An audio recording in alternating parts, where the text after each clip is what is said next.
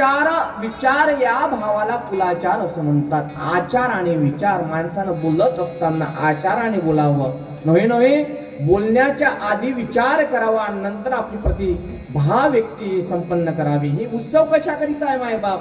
या उत्सवातून हेच आपल्याला शिकवतं की कसं लोकांसोबत बोलावं, कसं राहावं, कसं वागावं. काल सुंदर कीर्तन झालं मास्कर बाबांचं सुंदर. शांत लोक बसलेली होती आणि या शांततामध्ये समाधी अवस्था तुमच्यामध्ये प्राप्त झाली होती. समाधी अवस्थेमध्ये तुम्ही कीर्तन ऐकून राहिले होते. विनोदाचा चुटकुडा नव्हता, पण ब्रह्मानंदाची टाळी लागावी एवढी ताकद त्या कीर्तनामध्ये होती. कालच्या कीर्तनामध्ये सुंदर कीर्तन झालं. साक्षात असं वाटायला लागत होतं की साक्षात जणू सातेगाव ही शेगाव झालं की काय कालच्या प्रहारामध्ये. आणि भास्कर महाराजांच्या रूपामध्ये गजानन आपल्यासोबत बोलतो की काय, एवढी नम्रता. आणि मी भाग्यवान समजेल, आम्ही पंढरपूरला बरेच वेळा सोबत राहतो, पण याचं बीज पेरत असताना तिथे वादविवाद नको, एक चरण दोषाचा भावही तिथे नसावा. फक्त समापता, समीपता, सलोगता या प्रकारची जी मुक्ती प्रतिपादित आहे त्या भाव आपल्या अंतःकरणामध्ये असला पाहिजे. इथे त्र्यंबक पंतांचं कूड म्हणजे साधू सुद्धा नाही. सांगताना त्र्यंबक पंत ही महात्मा आहे मायबाप. 14 कुडाच्या आधीचा इतिहास सांगून राहिलो मी. म्हणजे माऊलीचे पंजोबा, आजोबा, पंजोबा, परपंजोबा, त्याचेही पंजोबा, त्याचेही परपंजोबा, ते त्र्यंबक पंत. आणि यांचा मूळ जर यांचं शालिनी वाहन शक्य जर पाहिलं तर 10,050च्या घरामध्ये 10,050. आणि या 10,050ची सुरुवात तेव्हा शासन होतं यादवांचं, जे कृष्णाचे वंशज मानत होते स्वतःला. यादव कुळ होतं, यादव कुळ. यादव कुळामध्ये देवगिरी ही त्यांची केंद्रभूमी होती. इथे मोहिते, निंबाळकर, शिर्के घराणं असे 3 घराणं होते. आणि यामध्ये यादवांच्या कालखंडामध्ये मोहिते, निंबाळकर आणि शिर्के यांचं वास्तव्य मोठं होतं मायबाप. हे भगवान श्रीकृष्णाचे वंशज स्वतःला समजत होते. आणि या यदुवंशामध्ये नव्हे तर यादवांच्या कुळामध्ये राहत असताना भिल्लमचा 18वा श्री द्रमुदेव नावाचा राजा होता, भिल्लमचा. आणि हा राजा शासन करत होता त्र्यंबकांच्या वेळेस. काही ब्राह्मण त्या कुळामध्ये असत असताना यांनी विद्रोही केला होता. ब्राह्मण होता, त्याचं नाव आहे निंबाळकर. ते निंबाळकर नाही. त्यांचं मग नंतर संधी विग्रह झाला, अपभ्रंश झाला, मग त्यांचं निंबेकर झालं. निंबाळकरचं निंबेकर झालं. आणि निंबेकरांनी या यादवांच्या सोबत द्वंद्व केला, म्हणजे भांडण केलं, यांच्या विरोधात गेले. हेच निंबेकर पुढे निजाम झाले. हा इतिहास तुम्हाला माहिती नसेल बहुतेक. आणि हे निजाम झाल्यानंतर आपलं जे शासन करत होते यादव यांच्या विरोधात गेले. त्र्यंबक पंत हे मोठे धाडसी नेतृत्ववान आहेत. ज्ञानोबारायांच्या काळात रामदेवराव यादव यांचं शासन होतं. हा राजा होता रामचंद्र असं त्याचं नाव होतं. याच्यामध्ये महिपती महाराज उल्लेख करतात, रामचंद्र यादव जे आहेत हे शैवपंथी आहेत, शंकराची उपासना करणारे आहेत. आणि आपण जे माऊलीचं पसायदान म्हणतो ना, त्याच्या शेवटली ओढ ते आपण म्हणत नसतो सरासरी, ती ओवी येते माऊली ज्ञानोबारायांची. जेथे यदुवंश विलास सकडा फळाते निवोस, न्यायाते पोषिषितुस रामचंद्र. हे रामचंद्राचं प्रतिपादित आहे. रामचंद्र हे यांचा 5वा पूर्वज म्हणजे भिल्लम आहे. आधी लक्षात घ्या, रामदेवराव राजा आणि त्याच्यानंतरचा भिल्लमचा नावाचा राजा. आणि यानं देवगिरीला फोडून एक किल्ला बनवला राज्य शासन बनवण्याकरिता. देवाचा किल्ला म्हणजे देवाचा पहाड फोडून तयार केला म्हणून देवगिरी असं नाव पडलं. पहाडाला फोडून जी वस्तू तयार केली त्या वस्तूचं नाव आहे त्या शिल्पाचं नाव आहे देवगिरी. मग पुढे त्या देवगिरीचं नाव दौलताबादही झालं.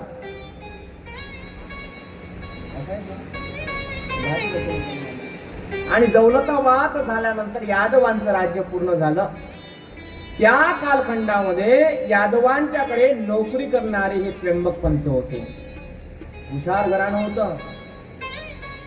आणि या महसूल विभाग, शेतसारा, शेत मोजणी, वार्षिक ठोका, प्रशासनाचा भार या त्र्यंबक पंतावर होता.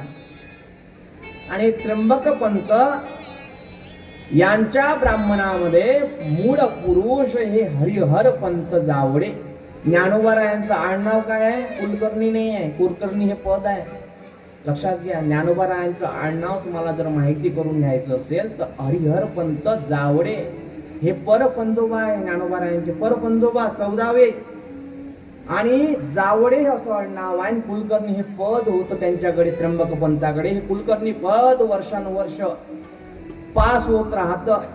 कुलकर्णी म्हणजे ग्राम लेखा वृत्तांत पद्धती, महसूल विभाग, कर जमा करणे, गावाची हिशोब ठेवणे, अशी जी कार्य विभागणी आहे त्याला कुलकर्णी पद असं म्हणतात. पुढे त्र्यंबक पंतांच्या पुढे हरिहर पंत नावाचे जे आपे गावामध्ये जन्माला आले, त्यांना 3 मुलं झाले. एकाचं नाव आहे रामचंद्र पंत, दुसऱ्याचं नाव आहे केशव पंत आणि तिसऱ्याचा मुलगी झाली, तिचं नाव आहे मोहनाबाई. तिचं नाव आहे रामचंद्र पंत, दुसऱ्याचं नाव आहे केशव पंत आणि तिसऱ्या मुलीचं नाव आहे मोहनाबाई.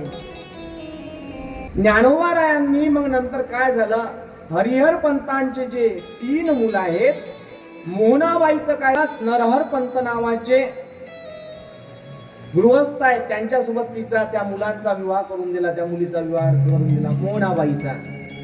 इथून संपली. देवगिरीला ते नांदायला गेली. नंतर राहिले केशव पंत. केशव पंतांची मुंज होण्याच्या नंतर त्यांना काही बिमारी होती. त्या बिमारीमध्ये ते मरण पावले. 1 वर्षातच ते वारले. मुंज व्हायचीच होती. मुंज हा संस्कार आहे, हिंदू संस्कृतीमध्ये ब्राह्मणामध्ये होत असतो. त्यानंतर उरले रामचंद्र पंत. रामचंद्रांचा अध्ययन झालं.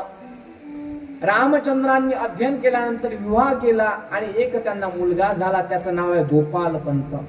पुढे गोपाल पंतांची वंशावळ पुढे चालली, त्याचाही अध्ययन झालं आणि विवाह झाला. त्यानंतर दिव्य बाल जन्माला आले, त्याचं नाव आहे त्र्यंबक पंत. हे त्र्यंबक पंत आहे. आणि हे त्र्यंबक पंत मूळ पुरुष आहे. भक्त त्र्यंबक पंत मूळ पुरुषा आधी जयाची समाधी आपे गावी. आपे गावामध्ये ज्याची समाधी आहे ते त्र्यंबक पंत आहेत.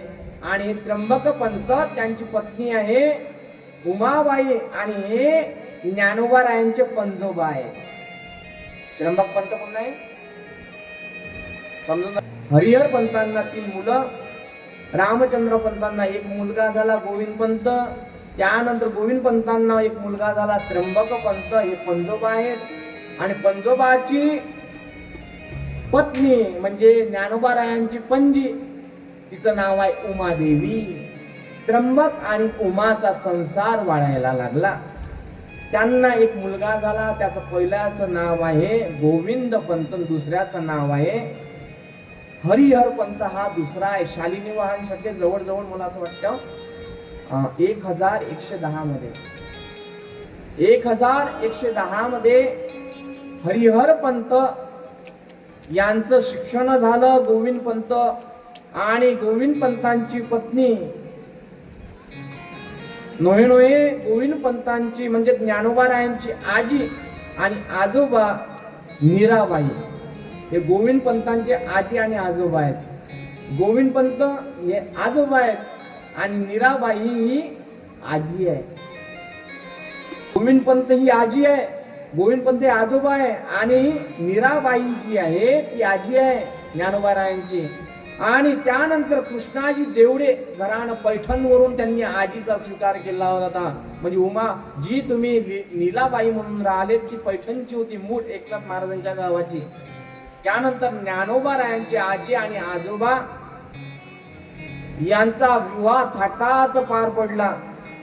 त्यानंतर यादवांची पारदर्शकता ऐकून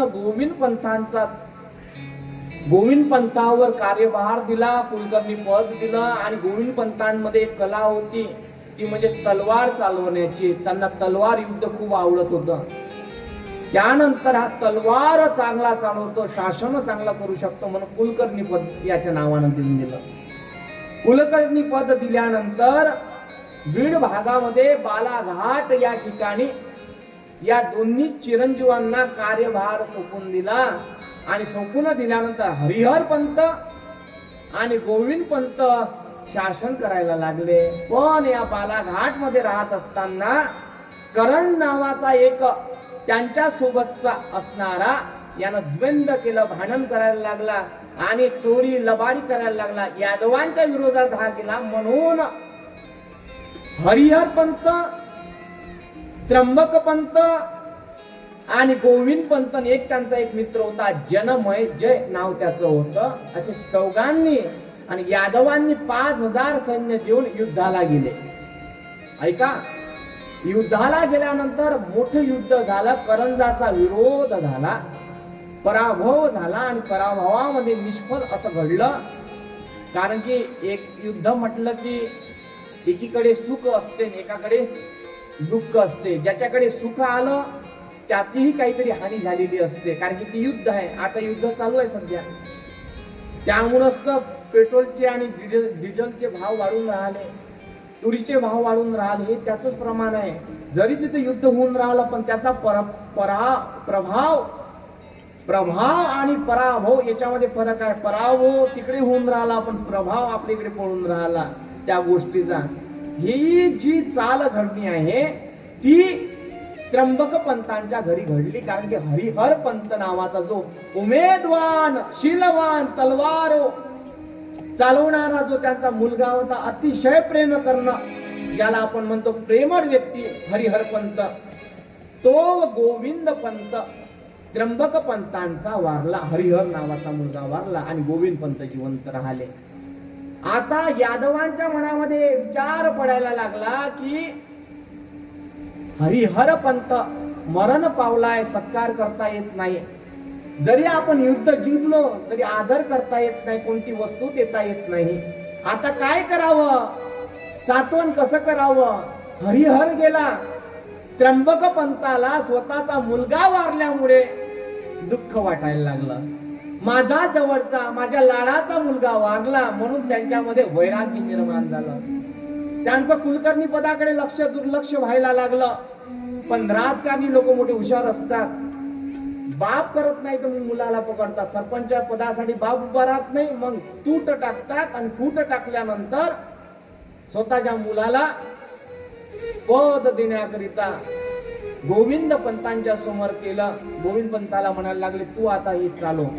तुझे वडील वैरागी झाले आहेत, त्यांचं मन लागत नाही, कशामध्ये रमत नाही, म्हणून तू काय कर, आता स्वतः कुलकर्णी पदाचा भार तू व्हा. असं म्हणल्यानंतर सोमर गोविंद पंतांनी हा कार्यभार चालवला. इकडे त्र्यंबक पंतांच्या अंतकरणावर स्वतःचा मुलगा मरण पावल्यामुळे दुःखी आहेत आणि या दुःखामधून त्यांना वैराग्याची प्राप्ती व्हायला लागली. 24 वर्षांनी माजरी नदीच्या जवळ त्यांनी त्र्यंबक पंतांनी वैराग्याची सुरुवात केली. जलस्नान करणं, हरिपाठ टाकणं म्हणणं, शिवाची उपासना करणं, विपत्तीला समोर जाऊन माझा मुलगा याला वीर मरण प्राप्त झालं याचं विस्मरण करायला लागले. त्र्यंबक पंत म्हणायला लागले, देवा माझ्या अति आवडीचा मुलगा तू हरवलाय, तू घेतलेला आहे, काही हरकत नाही, पण मला कडकडीत वैराग्य घडलं पाहिजे या इच्छेपायी त्र्यंबक पंत साधना करायला लागले. त्र्यंबक पंतांचा ढाकडा चिरंजीव मरण पावला मायबाप, त्याचं नाव हरिहर पंत. ज्याप्रमाणे वैराग्य प्राप्त करण्याकरिता काहीतरी त्रास जीवनामध्ये झाला तर वैराग्य प्राप्त होत असते. एक्झाम्पल द्यायचं झालं, उदाहरण द्यायचं गेलं, सासवा जशा सभा मंडपात येऊन बसत नाहीत सून जेव्हा काहीतरी टामटुना करते, काहीतरी बोलते, तेव्हा तिचं अंतःकरण द्रवित होते. गाडग्याला जेव्हा आस लागत असते तेव्हा गाडगं भाजत असते, मायबाप परिपक्व होत असते. जोपर्यंत गाडग्याला आस लागत नाही तोपर्यंत ते परिपक्व होत नाही. वैराग्य ही त्याच प्रकारचं आहे. संसारात एकदा का फटका बसला दुःखाचा की त्याच्या मनात अंतःकरणामध्ये वैराग्याची दीप उजवडत असते. अरे आपल्या पुराणामध्ये असंख्य प्रकारचे इतिहास आहे.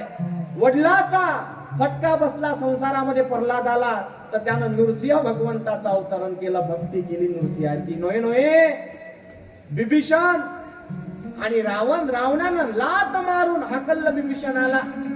शरणागती घेतली राम प्रभूची. दुःख वाटलं, झटका बसला वैराग्याचा, वैराग्य प्राप्त झालं. संसारातही जेव्हा जेव्हा आपल्याला त्रास होईल तेव्हा तेव्हा आपल्याला वैराग्याची प्राप्ती होईल असं शास्त्रकार आपल्याला सांगतात. महाराज म्हणायला लागले, संसार एवढा खराब आहे का? संसार एवढा वाईट आहे का? संसारामध्ये एवढं दुःख आहे का? सुंदर संतांनी प्रमाण देऊन सांगितलं, संसार दुःख मूड चहूकडे, विश्रांती नाही कोठे, रात्रंदिवस तडमड, आधार नाही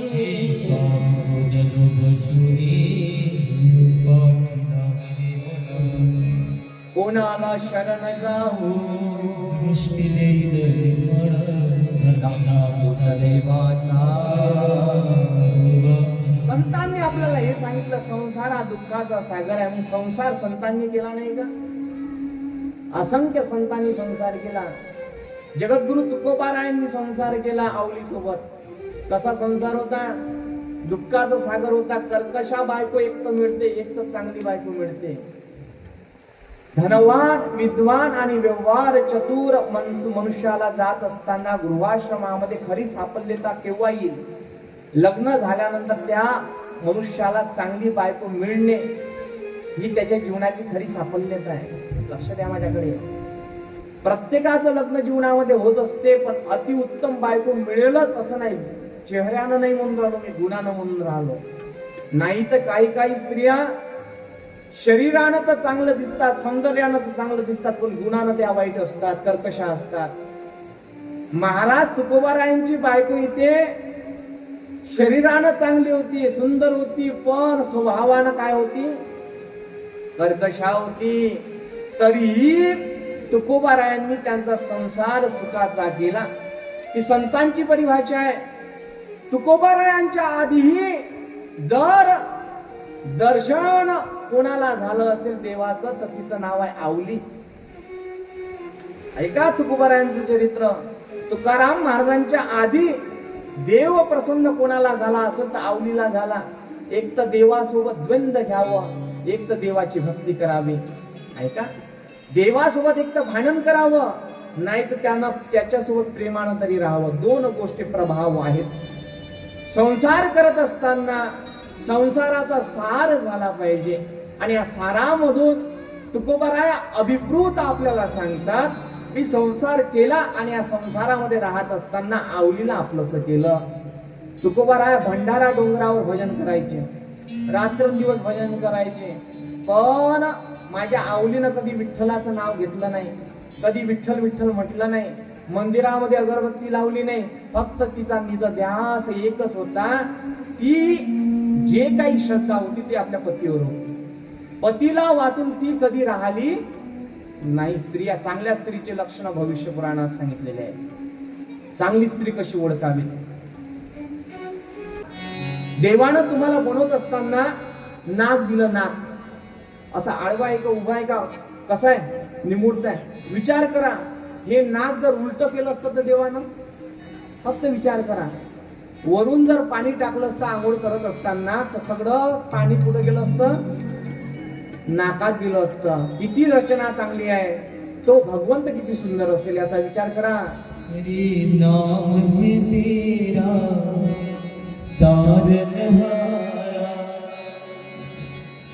जब तेरा दर्शन होगा, जिनकी प्रतिमा इतनी सुंदर, वो कितना सुंदर होगा, वो कितना सुंदर होगा। नाम है तेरा तारनहारा, नाम है तेरा तारनहारा, ये नाम है तेरा तारनहारा, जब तेरा दर्शन होगा, जिनकी रचना इतनी सुंदर, वो कितना सुंदर होगा, वो कितना सुंदर होगा। सांगायचं तात्पर्य स्त्रीचे लक्षणे याकरिता मी सांगितलंय, वैभवता साधा झाला एकदम. याकरिता मी तुम्हाला सांगितले मायबाप की तुकोबारायांची पत्नी जी आहे अतिशय सुंदर आहे, अलंकार युक्त आहे, आणि अलंकार 16 प्रकार आहे स्त्रीचे लक्षण. आणि माझ्याकडे विषय दिलाय ज्ञानोबा तुकोबा, तुमच्यासाठी स्त्री लक्षण सांगण्यासाठी फक्त 5 लक्षण सांगितले. डोक्याचा म्हणजे कपाळ, एक सांगितलं केसांचा, एक सांगितलं घोड्यांचा, नवे स्त्रियांचं एक 5वं लक्षण महाराज सांगतात, तीळ. तिच्या होटाच्या वर एक तीळ असावा बारीकसा, नसल तर काही स्त्रिया त्या आळशा डाबड्यावाला जवळ असते ना ते डब्बे, काय ते डब्बी मधून आणतात आणि टिळक लावतात, शहरामध्ये लावतात जवळपास चांगलं दिसण्याकरिता. ज्या भगवंतानं आपल्याला बनवलं तो किती सुंदर असेल याची कल्पना करा. पहा किती रचना, घोडा आहे त्याची, घोड्या दिल्या भगवंतानं आपल्याला, घोड्या. त्याला माहिती आहे माझा हा मनुष्य स्नान रोज करेल, म्हणून जेव्हा केव्हा तुम्ही गडूभर पाणी घेतात, घेतल्यानंतर घोड्या जर नसल्या तर ते पाणी डायरेक्ट डोळ्यामध्ये गेलं असतं. छप्पर दिले घराच्या समोर, खिडकीच्या समोर असतात ना, दरवाजाच्या समोर, त्या प्रकारच्या ह्या छप्पराच्या स्वरूपात घोड्या दिल्या. देवानं आपल्याला काच दिलेत, खिडक्या दिल्या, या डोळ्यांना दिसतं, या विंडोला दिसतं, पण यावर काहीतरी लेपन पाहिजे, पडदा पाहिजे, म्हणून पातणी दिली. या देवानं आपल्याला दात दिले. काय सुंदर वर्णन आहे, तो किती सुंदर असेल, त्याचं भजन पूजन आपण करावं. त्र्यंबक पंतांना असं वाटायला लागलं माझा हरिहर पंत एकुलता एक मुलगा नसून 2 होते, पण आवडीचा हा होता. ज्या मुलासाठी मी सर्व काही केलं तोच आता जीवनामध्ये राहिला नाही, तर काय उपयोग आहे. म्हणून मी आता साधनेकडे लागेल. म्हणून यम नियम आसन प्रत्याहार प्राणायाम ध्यान धारणा आणि समाधीच्या अवस्थेपर्यंत पोहोचायला सुरुवात त्यांनी केली. आता ते अष्टांग योगाच्या मागे लागायला लागले. आणि होता होता असं झालं की त्यांनी 96 वर्ष तप केलं. किती वर्ष? 96 वर्ष. म्हणजे किती तप झालं? 12 गुणिले 8 करा तुम्ही. 12 8 96 वर्षाचं तप आहे त्यांचं, एका वर्षाचं नाही. फलश्रुती अशी झाली की जेव्हा ते तप करत होते तिथे ज्ञानदेव महाराजांचे जे स्त्री गुरु आहेत, ज्यांचं नाव गहिनाथ आहेत, असे असणारे आदि पुरुष ज्ञानोबा म्हणजे आजचे नाही. ज्ञानदेव म्हणे मी पूर्व जन्मीचा अभ्यास. ज्ञानेश्वर महाराज हे पूर्व देशीचा अभ्यासू आहे, म्हणून ते गीतेवर टीका करू शकतात आणि भाष्य मांडू शकतात. लक्षात घ्या, इथे आवडीचे संस्कार आणि आवडीचं स्वरूप पाहून तुकोबाराय कधी दंग झाले नाही. त्यांनी संसार केला पण असुनी नसल्यासारखा केला. एक मुलगा झाला की संसाराचा मोह कमी करावा शास्त्रकार सांगतात, पण आपल्याच्यानं होत नाही तसं. आपण तर अधिक तिच्या मागे लागतो नाही. घरामध्ये गेल्यानंतर आपण पत्नीच्या नावाने हाक मारू नये. आधी रामकृष्ण हरी म्हणावं, नंतर देवाला आठवल्यानंतर पत्नीचा नाम घ्यावा, असं शास्त्रकार सांगतात. विनोद भाऊ, दुकानातून घरी गेलं की रामकृष्ण हरी आवाज आला पाहिजे, नंतरच मग ताईचं नाव झालं पाहिजे. असा भाव निर्माण असला पाहिजे आपल्या अंतःकरणामध्ये. फोनवर बोलत असताना मुखातून रामकृष्ण हरी नाव निघालं पाहिजे. चालता बोलताना खेळत असताना आणि रामकृष्ण हरी नाव निघालं पाहिजे. सांगण्याचं तात्पर्य हे असं करत असताना तप निर्माण होईल. संसाराच्या नावे घालुनी अशून्य, संसाराच्या नावे घालुनी अशून्य, संसाराच्या नावे घालुनी अशून्य, संसाराच्या नावे घालुनी अशून्य. वाढता पुण्य, वाढता पुण्य, धर्म गेला संसाराच्या नावे घालुनी अशून्य, संसाराच्या नावे घालुनी अशून्य, संसाराच्या नावे घालुनी अशून्य, संसाराच्या नावे घालुनी अशून्य. माझं बोलणं थोडंसं अतिशोक्ती अलंकारामध्ये वाटेल तुम्हाला. तुम्ही म्हणाल काय आम्हाला विसरायला सांगून राहिले का? संसार अतिशय दुःखाचा सागर आहे मायबाप. याच्यामध्ये जर सुख पाहायचं असेल तर सुईच्या टोकावर जेवढं सुखाची निष्पत्ती आहे तेवढं पाहावं लागेल. नाहीतर सुखाचा सागर संसार नाही, दुःखाचा सागर आहे. लक्षात घ्या. इथे फक्त आना आना आना आना आहे. मीठ पाहिजे, साखर पाहिजे, तंबाखाची पुडी पाहिजेच पाहिजे. आना आना लाव लाव लाव लाव होते. लाव लाव करता करता हा लाव कधी जाते तर कळत नाही. इथे मी राहत नाही, अशी स्थिती ज्याच्या अंतःकरणामध्ये निर्माण होते. याला संसार असं म्हणतात. संसारामध्ये दुःख आहे. चांगला मनुष्य होता, संसारामध्ये हे संसाराचा बोझ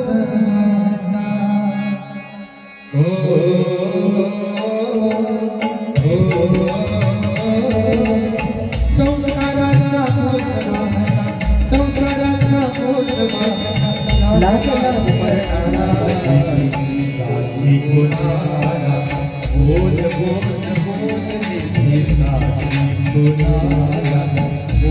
आले. गोरखनाथ हे शिष्य आहे गहिनीनाथांचे.